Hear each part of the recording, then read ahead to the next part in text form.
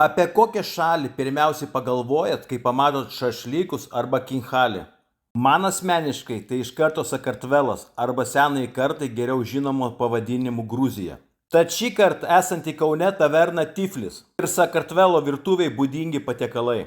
Šį kartą man sriuba įdomi tuo, kad be svogūnų joje nėra jokių kitų daržovių, bet šiai sriubai pagrindinį skonį suteikia mano nuomonė sultinys bei specialūs prieskoniai bei žalumynai. Kadangi katinienė nespinduliuoja meilę vienai, tai kačiapurį užsakėm su kiauliena.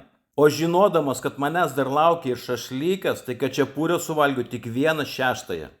O pradėję valgyti kinchalius net gavom iš barmenų nurodymus, tai kaip juos reikia valgyti teisingai. Nesupykit tautiečiai, bet šašlykų skonį, kurį kepdami išgauna gruzinai, mums vargu ar kada pavyks atkartoti. Abejoju, ar gruzinai marinuodami šašlykus be druskos pipirų dar naudoja kokį mineralinį vandenį ar majonezą. Tad jei jūs, kaip ir aš, nesate bejingi gruzinų virtuviai, rekomenduoju apsilankyti tavernui Tiflis, Kaune.